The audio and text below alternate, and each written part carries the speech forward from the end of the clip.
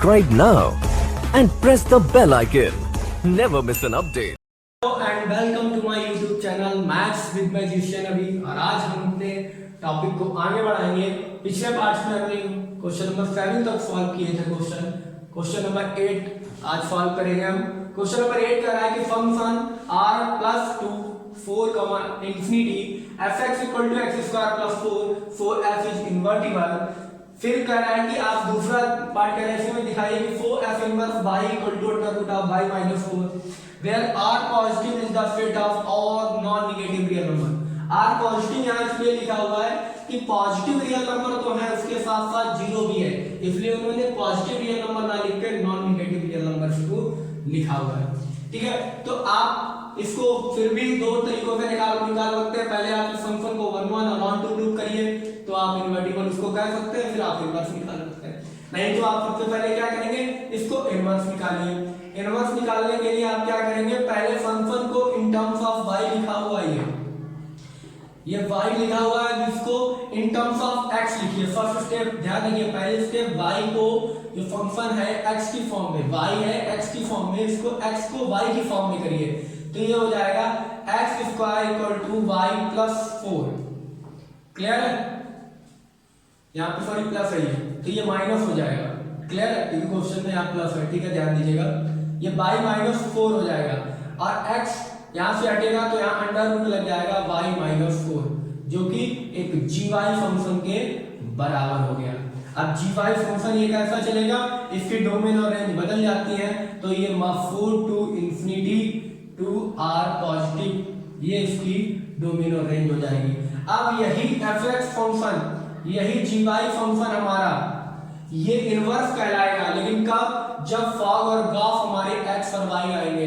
तो आपका अगर गॉफ x आ जाता है और फॉग y आ जाता है तो इनवर्टिबल है। निकालिए गॉफ ऑफ x, तो इसको लिखेंगे g ऑफ fx। तो जिस g फंक्शन में x, यहाँ y है यहाँ fx है, तो जहां y है वहां fx रिप्लेस हो जाएगा तो ये हो जाएगा under root of fx minus 4। That is implies that अगली स्टेप इसकी क्या होगी, अब fx की वैल्यू आप उठा के रख दीजिए। fx की वैल्यू है आपकी x square plus 4 minus 4, cancel out हो जाएंगे ये, और under root of x square होता है x, यानी गॉफ इक्वल टू x आ गया। अब आप फॉग निकालेंगे तो fog of y equal to f of gy, तो जहां पर x है वहां gy आ गया है तो x gy से रिप्लेस कर दीजिए फंक्शन में, यानी x की जगह gy आ जाएगा तो gy का होल स्क्वायर प्लस 4। gy की वैल्यू कितनी है, under root of y minus 4, इसका होल स्क्वायर प्लस 4। स्क्वायर में अंडर रूट एलिमिनेट हो जाएगा, कटता नहीं है, मैं काट रहा हूं, ये एलिमिनेट होता है। ठीक है, आप मत काटिएगा, ध्यान रखिए, एलिमिनेट होता है, हट जाता है, तो ये हट जाएगा तो ये हो जाएगा हमारा y माइनस 4 प्लस 4, और ये भी हट जाएगा, 4 से 4 कम हो जाएंगे तो मेरे पास आ जाएगा y, यानी cos x आ गया, fog y आ गई। तो हम लिखते हैं फंक्शन इज इनवर्टिबल, हेंस भी लिख दीजिए, hence function is invertible. Clear है, फंक्शन इनवर्टिबल है एंड gy या फंक्शन gy लिखिए या केवल g लिख दें, function g is inverse of f। Clear, यानी f inverse equal to g which is equal to under root y minus 4, तो f इनवर्स इक्वल टू ये भी यहां पर शो हो गया। आपका ये आंसर कंप्लीट हुआ। आई होप आपको वीडियो पसंद आया होगा। अगर वीडियो आपको अच्छा लगा है तो वीडियो को सब्सक्राइब, चैनल को सब्सक्राइब करिए। ठीक है, वीडियो को बाकी बच्चों के पास शेयर करिए, अपने कमेंट्स दीजिए, जो आपको प्रॉब्लम है बताइए, जो कमी आपको लग रही है प्लीज वो भी बताइए। ठीक है, और इसको पॉज करिए वीडियो को और इसको नोट करिए। देखिए गाइस, नेक्स्ट जो हमारे पास क्वेश्चन है क्वेश्चन नंबर 9, थोड़ा इंपॉर्टेंट क्वेश्चन है, अच्छा क्वेश्चन है।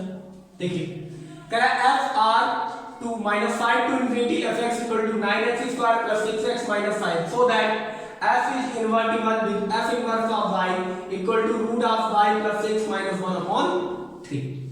क्लियर है, तो सबसे पहले हम क्या करते हैं, फर्स्ट स्टेप आपको इनवर्स निकालना है और इनवर्टिबल बताना है। तो पहली स्टेप आपकी क्या है, आप फंक्शन को इन टर्म्स ऑफ y लाएंगे। तो y equal to 9x square plus 6x minus 5, ये एक क्वाड्रेटिक इक्वेशन जैसी आपको लग रही होगी। तो सबसे पहले ये जो क्वाड्रेटिक इक्वेशन आपको लग रही है, इसको y का कंप्लीटिंग स्क्वायर मेथड कंप्लीट करिए। तो y इक्वल टू देखिए 3x को जो स्क्वायर होगा वो 9x स्क्वायर हो जाएगा, तो ये बन जाएगा हमारे पास 3x स्क्वायर, ये एज ए वर्क करेगा प्लस, अब देखिए 2a आपके पास कितना है 3x, क्योंकि यहाँ पे प्लस 6x है तो इस प्लस 6 को 2 3 जा 6, ये कंप्लीट हो गया। अब v की वैल्यू क्या हो सकती है, v की वैल्यू हो सकती है केवल 1 प्लस, अब आपको 1 जोड़ना है, तो 1 अगर आप अपने पास है, क्योंकि a square plus 2ab plus b square, तो b की वैल्यू 1 है तो 1 का स्क्वायर 1 आप जोड़ेंगे तो 1 आपको घटाना भी पड़ेगा, तो माइनस प्लस 5 और माइनस 1, ठीक है, एक 1 जोड़ा आपने एक घटा दिया, तो ये हो गया a square plus 2ab plus b square, ये आपने स्क्वायरिंग मेथड से बना दिया। अब ये y इक्वल टू आपका हो गया 3x प्लस 1 का होल स्क्वायर और माइनस का 5, ये इतना हो गया आपका, अब माइनस 5 माइनस 1 हो गया माइनस 6 को इधर भेज दीजिए, तो 3x प्लस 1 का होल स्क्वायर इक्वल टू हो जाएगा y प्लस 6, ठीक है। अब इससे यहाँ से स्क्वायर हटाएंगे, वहां अंडर रूट हो जाएगा, तो under root of y plus 6, ये हो गया 3x प्लस 1 के इक्वल। अब 1 को आप उधर भेज दीजिए, ठीक है, तो x इक्वल टू आपके पास आ जाएगा root of y plus 6 minus 1, ये अंडर रूट से बाहर है, अपॉन ये 3 नीचे चला जाएगा अपॉन 3, यही हमारा gy हो गया। क्लियर है? अब ये हमारा जब gy हो गया तो यही फंक्शन हमारा इनवर्स कहलाएगा, लेकिन कब, जब हमारा फॉग x आ जाएगा। तो फॉग ऑफ x, इसको लिखेंगे g of fx, fx replace है y की जगह से, तो जहां y है वहां fx रख दीजिए, तो under root of fx plus 6 minus 1 upon 3, that is implies that fx की वैल्यू कितनी है, fx की वैल्यू है 3x प्लस 1 का होल स्क्वायर, तो देखिए ये हो जाएगा under root of 3x plus 1 का होल स्क्वायर, और इसी में लिखा हुआ है माइनस का 6, ठीक है, fx की वैल्यू है ये पूरी y इक्वल टू, यही तो पूरी वैल्यू है, ये वाली इसको रख दीजिए माइनस का 6, क्लियर है, अब प्लस 6 माइनस 1 ये अलग है अपॉन 3, 6 से 6 कैंसिल हो जाएगा, क्लियर है। और जब हम इसका अंडर रूट हटाएंगे तो ये हो जाएगा 3x प्लस 1, ये 3x प्लस 1 का होल स्क्वायर पूरा अंडर रूट के अंदर आएगा, तो ये हो जाएगा 3x प्लस 1 माइनस 1 अपॉन 3, 1 से 1 कैंसिल हो जाएगा, 3 से 3 एलिमिनेट हो जाएंगे, तो मेरे पास बचेगा x, यानी अब आपका गॉस ऑफ x जो है वो ix के इक्वल आ गया, क्लियर है। अब आप निकालेंगे फॉग ऑफ y, तो फॉग ऑफ y आपका क्या होगा, f ऑफ gy, यानी जहां पर आपका f के साथ x है वहां gy रखा जाएगा, तो x की जगह पे आप रख दीजिए, तो ये हो जाएगा 3 इंटू gy, gy की वैल्यू डायरेक्ट पुट कर दीजिए, तो gy की वैल्यू है under root of y plus 1 y plus 6 minus 1 upon 3, clear है। और इसके बाद है x 3 इंटू एक्स प्लस 1 का होल स्क्वायर माइनस 6, अब देखिए 3 से 3 कैंसिल हो जाएगा, 1 प्लस का 1 माइनस का ये कैंसिल हो जाएगा,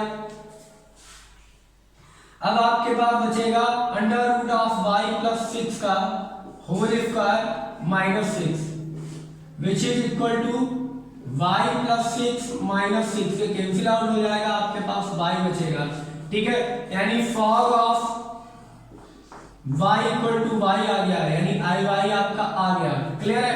तो gof equal to x, fog equal to y, अगर ऐसा आ जाता है तो कहते हैं function is bijective for given function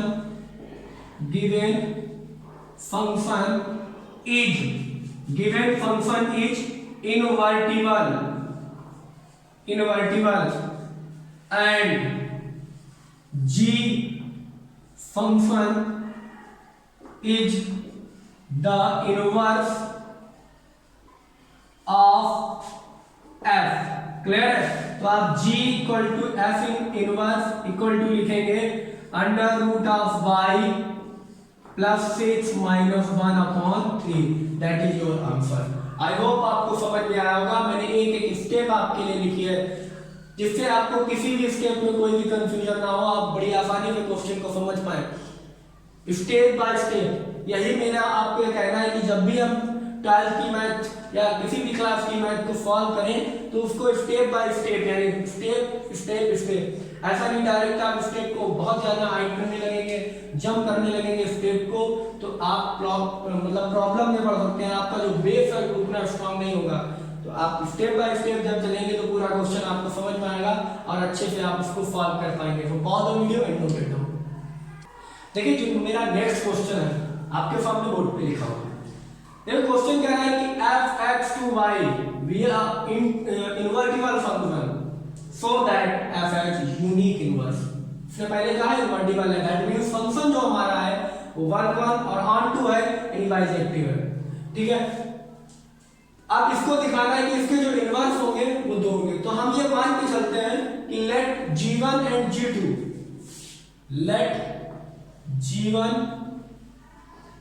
and G2 have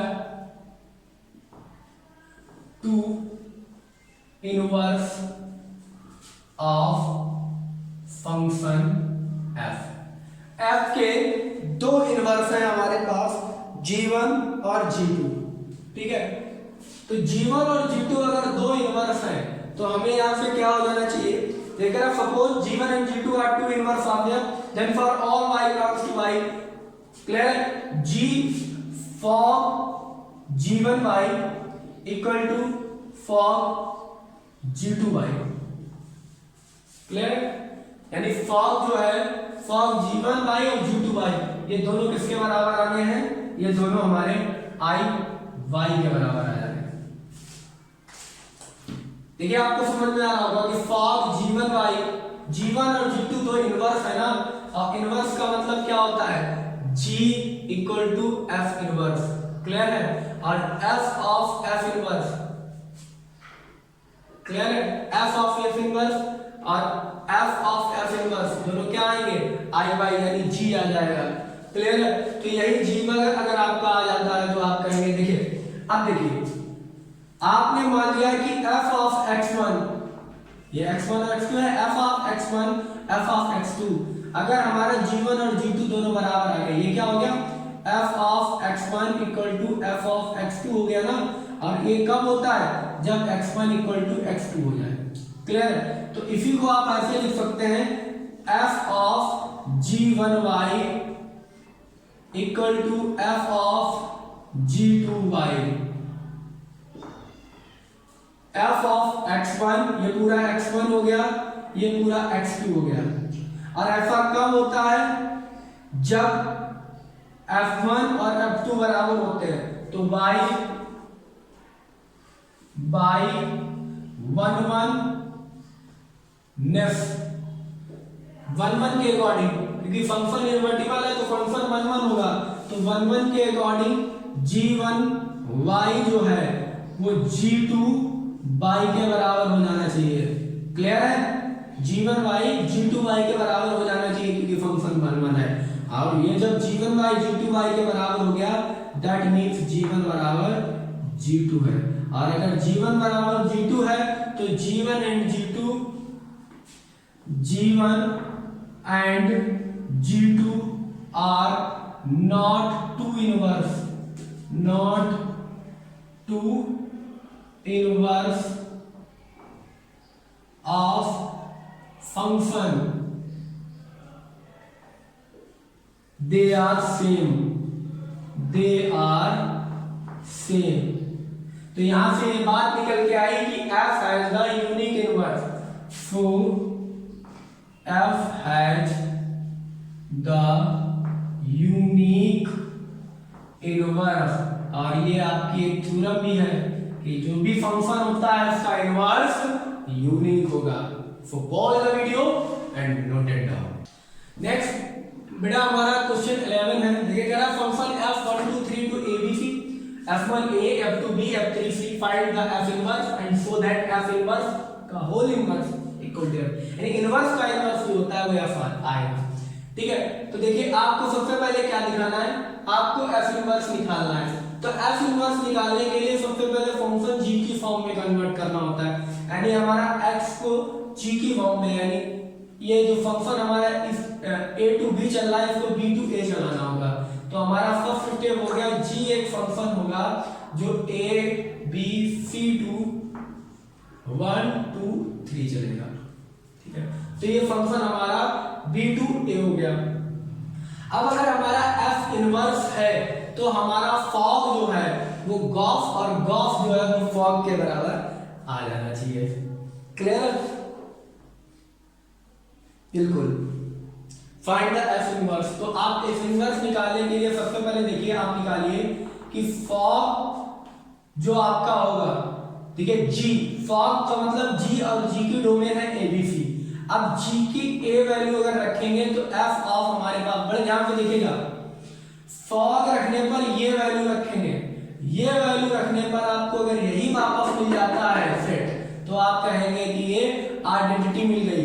और जब आप गॉस निकालेंगे तो ये 1 2 3 रखने पर आपको 1 2 3 वापस मिल जाता है, तो आप कहेंगे कि ये आइडेंटिटी ऑफ x मिल गया।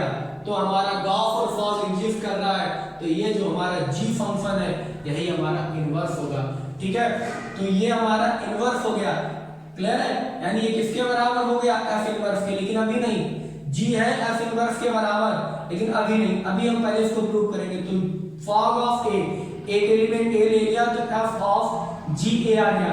अब ga कितनी है, ga, f की जगह पे ga रखेंगे, तो देखिए ga जब हम रखेंगे f की जगह पर तो ga की वैल्यू हमें कितनी मिलेगी, 1। देखिए ना, क्योंकि अगर फंक्शन ये 1 1 और बाइजेक्टिव है तो यहां पर अगर हमने ये फंक्शन बना दिया तो आप देखिए हमें g of a 1, g of b 2, clear है, and g of c equal to 3 ये आपको मिलेगा। क्लियर है? तो g a कितनी वैल्यू मिलेगी, g a की वैल्यू होगी 1, तो f ऑफ 1, और f ऑफ 1 क्या है, f ऑफ 1 है a।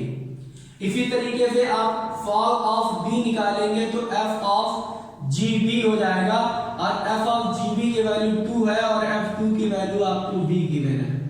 क्लियर है? इसी तरीके से f ऑफ c निकालेंगे तो f ऑफ gc की वैल्यू है आपके पास f ऑफ 3 और 3 की वैल्यू आ जाएगी c। यानी यहां से ये बात कंफर्म हो जाती है। क्लियर? ये बात यहां से कंफर्म हो जाती है कि जब आप फॉग निकालेंगे, फॉग x की जगह पे आप क्या रखेंगे, a b c। क्लियर है? तो आपको जो वैल्यू मिलेगी वो आइडेंटिटी मिलेगी, और आइडेंटिटी क्या मिलेगा आपको, आइडेंटिटी में a b c। अब अगर आप गॉस निकालना चाहें तो गॉस निकालिए, तो g ऑफ f की डोमेन आप 1 रखेंगे तो g ऑफ f1 मिलेगा। f1 की वैल्यू g ऑफ a है, f1 इक्वल टू a, तो g of a, g of की वैल्यू 1 मिलेगी। फिर आप गॉस ऑफ 2 निकालेंगे तो g ऑफ f2, तो g ऑफ f2 की वैल्यू gb मिलेगी, जिसकी वैल्यू हमारे पास gb की वैल्यू 2 है। फिर आप गॉस ऑफ 3 निकालेंगे तो g ऑफ f3 की वैल्यू g ऑफ c है और g ऑफ c की वैल्यू 3 है। यानी यहां से ये बात भी क्लियर होती है कि जब आप गॉस ऑफ 1 2 3 निकालेंगे तो आपको आइडेंटिटी ऑफ 1 2 3 मिलेगी। क्लियर है? तो हमने पहले क्या किया, पहले फंक्शन को चेंज किया। ठीक है, a टू b था, b टू a कर दिया, डोमेन चेंज कर दी। अब फॉग और गॉस दोनों आइडेंटिटी दिखा दिए, दैट मींस हमारा फंक्शन जो है इनवर्टिबल है। So function is invertible and hence prove that G is the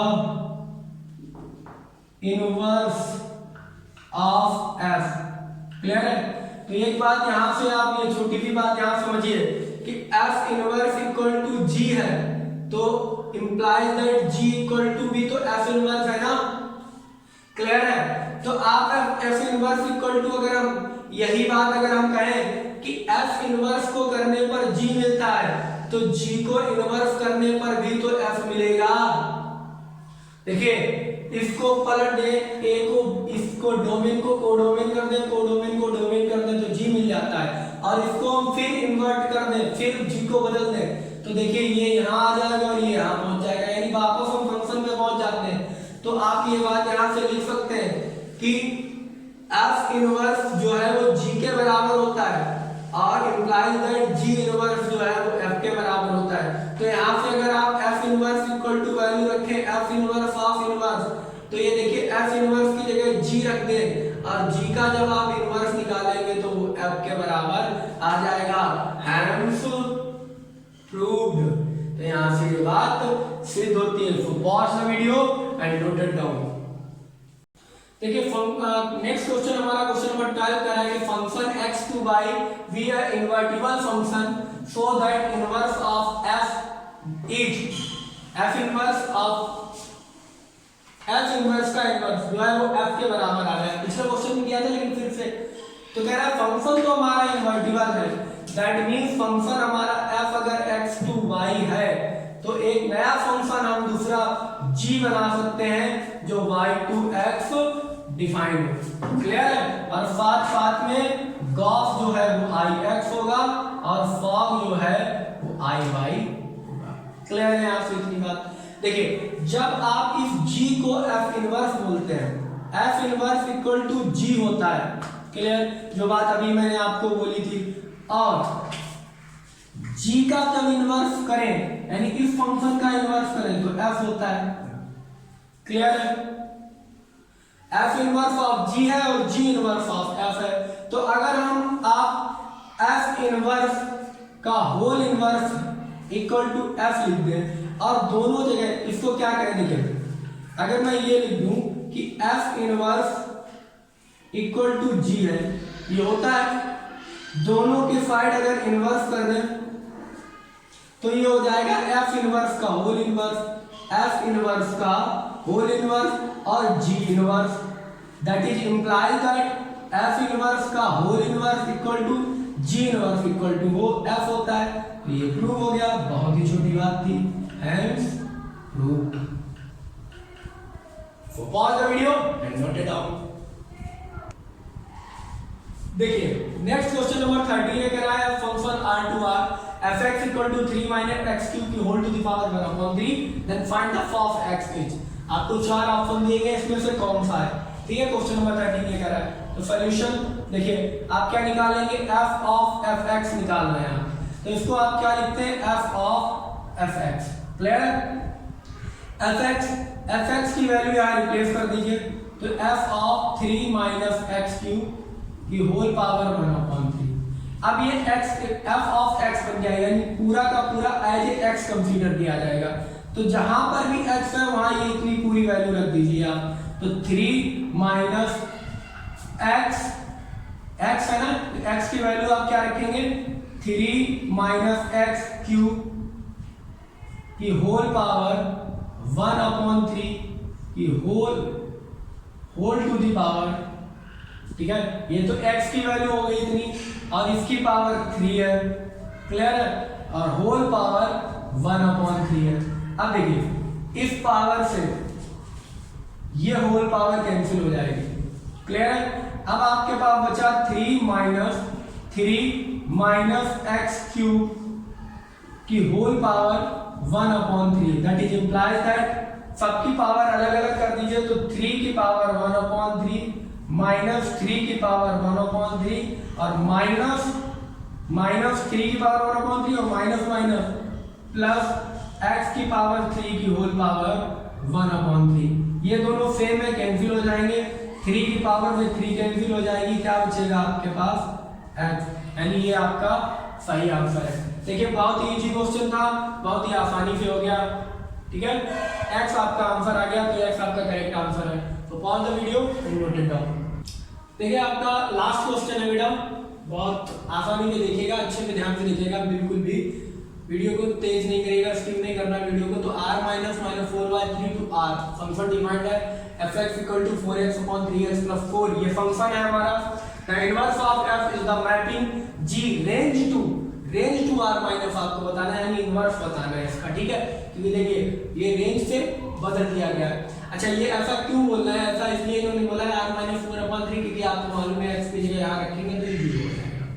तो आप सबसे पहले क्या करेंगे, सबसे पहले जब हम क्वेश्चन को करते हैं तो y की टर्म में जो ये फंक्शन है 4x upon 3x minus 4, clear है। इस फंक्शन को आपको y की टर्म में करना होता है। तो y की टर्म में जब आप x की टर्म में करेंगे, यानी x in terms of y, ठीक है, तो ये हो जाएगा हमारा 3x y minus 4y equal to 4x, clear है। आप इसको उधर ले जाइए, y को उधर ले जाइए और इसको उधर ले जाइए, तो ये हो जाएगा हमारा 3xy minus 4x equal to 4y। अब यहाँ से आपको x कॉमन मिल जाएगा, तो आपके पास बचेगा 3y minus 4 equal to 4y। This is implies that ये आपके पास x इक्वल टू वैल्यू आ जाएगी x equal to 4y upon 3y minus 4, और यही x आपका क्या होता है, मैंने कई बार आपको सारे क्वेश्चन में बताया, यही gy होता है। तो ये हो गया आपका 4y अपॉन 3y माइनस 4, और यही gy हमारा f इनवर्स होता है। तो आप देखिए कौन सा आपका आंसर सही है, 4y अपॉन 3y माइनस 4, यानी आपका ऑप्शन सी राइट है, ऑप्शन सी इज करेक्ट, ठीक है। आई होप आपको वीडियो अच्छा लगा। अगर आपको वीडियो अच्छा लगा है और आप आगे भी ऐसे ही वीडियो चाहते हैं तो चैनल को सब्सक्राइब करिए और वीडियो को लाइक करिए, अपने कमेंट्स देते रहिए, जिससे मुझे इंक्रीजमेंट मिलता रहे, ठीक है, मुझे अच्छा लगे। और जब हमें अच्छा लगेगा तो मैं ऐसे ही अच्छी वीडियो आपके लिए बनाता रहूँगा और आपको इसी तरीके से एजुकेट करता रहूँगा। So thank you and very much, pause the video and note it down.